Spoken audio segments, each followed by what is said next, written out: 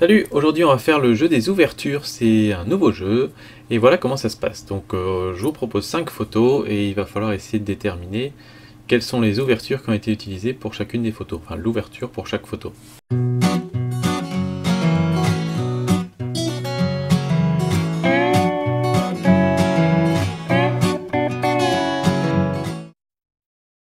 Comme la fois dernière, je vais vous faire une petite introduction pour que vous ne soyez pas trop paumés, parce que c'est même un petit peu plus complexe que le jeu des focales. Donc je vous ai pris 5 autres photos pour pouvoir expliquer un petit peu les tenants et les aboutissants de ce jeu. Alors, j'ai utilisé uniquement le 50 mm, mon petit objectif 50 mm qui peut ouvrir jusqu'à f1.8, donc entre f1.8 et f22. Si vous vous souvenez bien, plus le nombre est petit, plus l'objectif est ouvert grand, et plus vous allez avoir une petite profondeur de champ. Donc nombre petit, petite profondeur de champ, donc beaucoup de flou. Nombre grand, grande profondeur de champ, donc beaucoup de net. Ça, c'est la théorie. On est à 50 mm sur un capteur APS-C, donc c'est équivalent d'un 80 mm à peu près sur un capteur plein format. Et sachez que 50 mm on est déjà pas mal zoomé, donc il y a une certaine compression qui fait que c'est difficile d'avoir tout net dans une photo, donc il faut quand même aller assez loin pour que tout soit net. Alors, on va voir un petit peu quelques photos pour vous montrer quelques exemples. Donc celle-là par exemple a été prise à f1.8. Comme on peut le voir, c'est assez flou à l'arrière-plan. Il y a aussi du flou à l'avant-plan. Alors, faut savoir qu'avec ce type d'objectif, avec n'importe quel type d'objectif d'ailleurs, si vous faites votre mise au point sur quelque chose qui est très très près, vous allez augmenter le flou d'arrière-plan. Si vous faites votre mise au point sur quelque chose qui est loin, vous allez diminuer votre flou d'arrière-plan. Donc il faut tenir compte de ce paramètre, c'est vraiment important.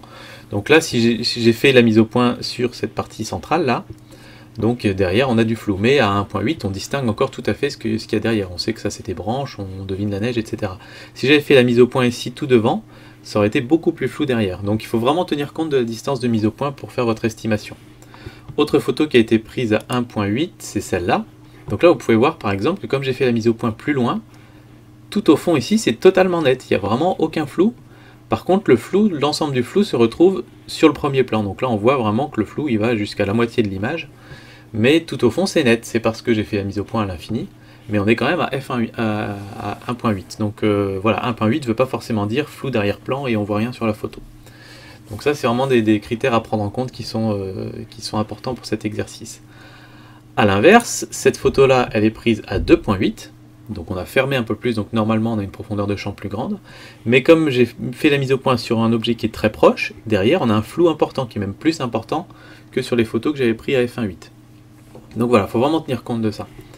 Ensuite, j'ai pris deux autres exemples qui sont à f11. Celui-ci est pris à f11. Je vous ai pas mis de photo où tout était net parce que c'est vraiment un piège. C'est vraiment très difficile de déterminer exactement quelle est l'ouverture, puisque comme tout est net, vous ne pouvez pas savoir où a été faite la mise au point. Mais là, on est à f11 et on arrive à avoir tout net, même avec un 50 mm. Donc là, probablement que la mise au point a été faite à l'infini, sachant que ici, il n'y a pas de premier plan très proche, vu que je suis à hauteur d'homme, l'herbe qui est ici, elle doit déjà se trouver à 2-3 mètres de moi à peu près. Et cette photo-là a également été prise à f11, et là on peut voir par contre qu'on a un beau flou à l'arrière-plan. Donc voilà, c'est pour vous montrer qu'avec la même ouverture, on peut faire des effets différents, selon que vous faites la mise au point à l'infini, ou vous faites la mise au point sur un sujet très proche. Voilà, on va donc maintenant passer au jeu des ouvertures. Et voici donc maintenant les 5 photos candidates et j'attends vos réponses dans les commentaires. Et puis comme la fois dernière, on fera un petit classement, enfin je vous en parle juste après. On met les photos.